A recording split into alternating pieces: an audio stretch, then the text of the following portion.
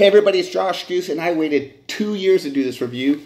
I have had T-Mobile now for over 2 years, and I wanted to make sure I did a lot of traveling with T-Mobile, that I went to different states with T-Mobile, and I feel like it's time. It's time to compare once again Verizon Wireless, should you stay there, or should you jump over to Team Magenta at T-Mobile? And we're going to answer those questions for you. We're going to do 3 segments of what you should look at and consider. Data, we're going to look at data speeds, data connections, call quality, and we're going to look at the fees, the plans, right? You got to assess that. And then we're also look at what I use my favorite thing is the international travel. Okay, so let's get into it. Let's get into the data and the call quality. Call quality has been great.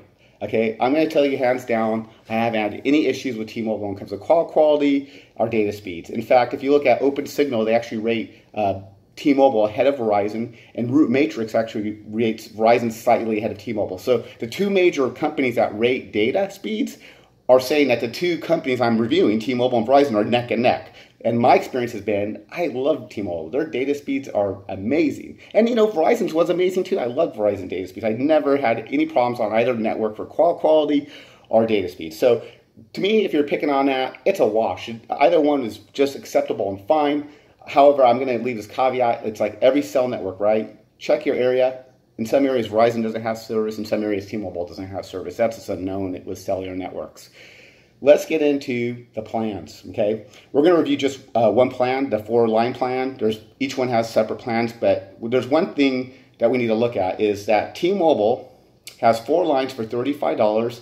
Taxes and fees are included when you let them debit your account every month, okay?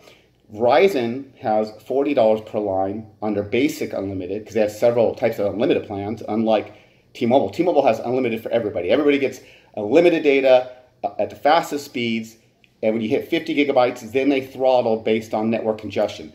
Verizon, however, does not do that. Verizon gives you the basic data for $40 a line, and they throttle you at 22 gigs once you hit that for the 4 lines.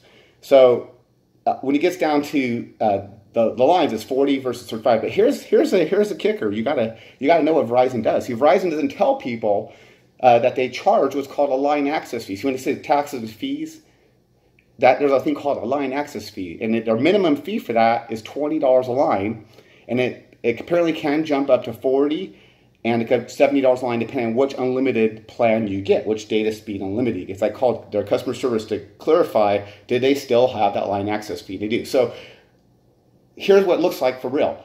T-Mobile, 4 lines, unlimited data up to 50 gigs, and they will throttle you based on congestion. Taxes and fees are included. And by the way, I've never seen a line access fee on T-Mobile. When I was Verizon, there was a line access fee.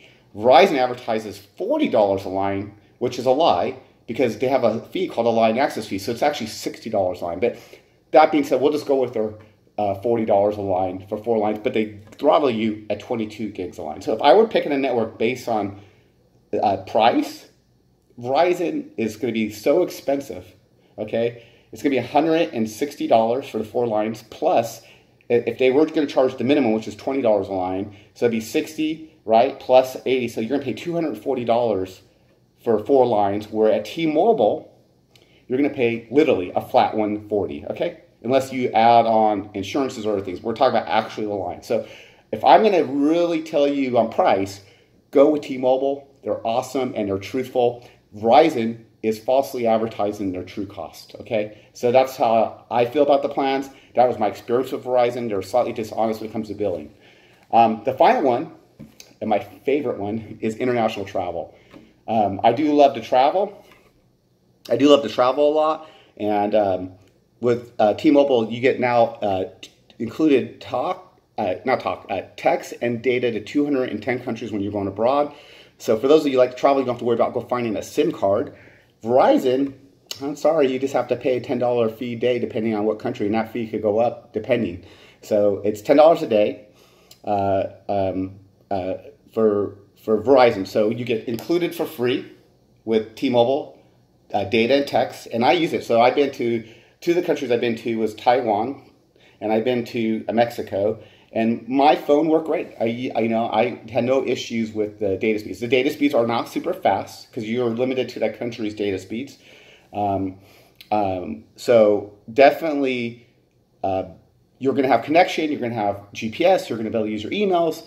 it's included T-Mobile. And Verizon, sorry, you got to pay extra. So if you went on a 2-week trip, that's $10 a day. That's 14 days. It's $140 extra for your bill that month. Where T-Mobile, it's only a flat $140 for all 4 lines, and it includes the travel.